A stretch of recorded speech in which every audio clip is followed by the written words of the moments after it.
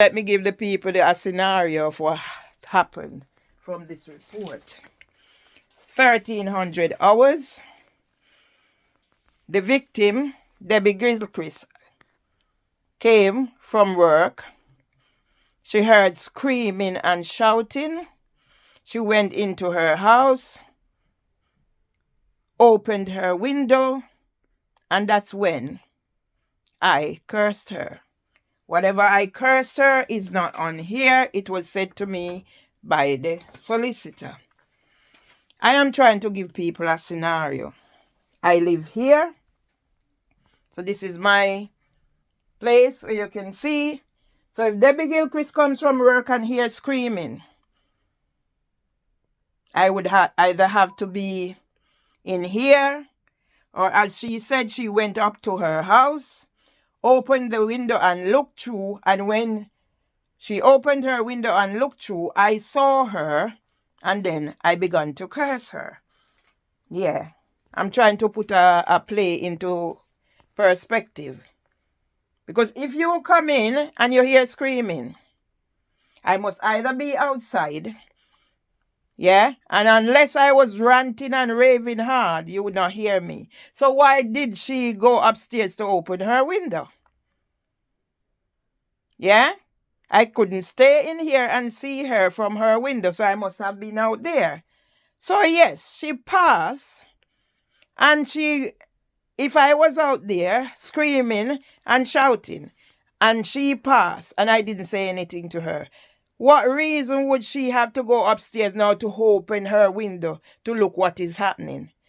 Doesn't that suggest that no, nothing can go there? So if you hear me screaming and shouting, and I did not scream and shout at you because you came from work here, the screaming and shouting. So if I curse you, if you open your window and I curse you, that would have mean I was provoked because you did not say what the screaming and shouting was. You did not say where I was. But you opened your window. So you're suggesting I was out there. Yeah? So let's put this together, PC Channel and your thugs who came here on the 26th. I was celebrating my mom's birthday and all that happened. And then rushed me to Croydon Magistrates Court for breach. Probation officer of unknown reported I breached community's order of the 14th and 15th of December when Debbie Gilchrist broke the glass on the 13th and police was involved. And after glass was fixed, she went back and broke it again. And how the incident occurred, I was in here. I saw you out there destroying the garden again. I stood in here and I asked the question.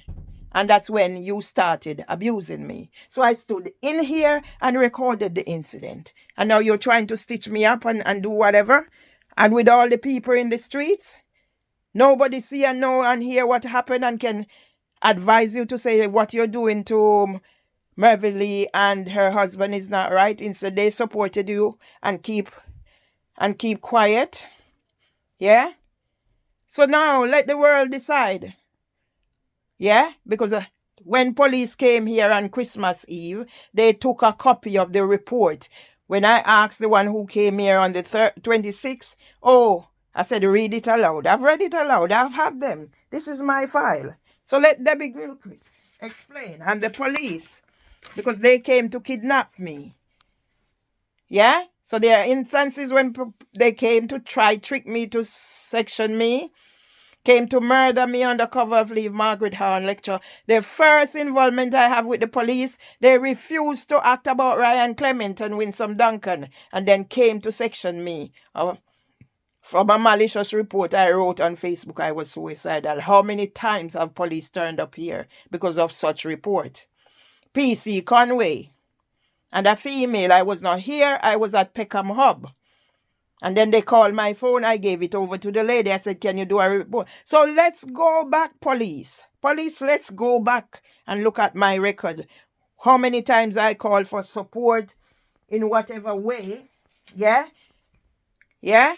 Whenever I call ambulance service, all 2 police vehicles coming here because you know what? You want to section me. So when you section me, I have no say in whatever. Yeah? And when I talk to people and they're jumping on back, oh, you've been sectioned. I've never been sectioned. Yeah? Because my mental health don't reach the sectioning stage. I am more stable than a lot of them. Even the police who come in here, even probably those in authority, I'm more stable than them because I've been dealing with my childhood traumas that I've been pushed over the edge and I'm still dealing with it. Yeah? I've worked with children. I have my records. I've done understanding statutory assessments. So I'm all out there.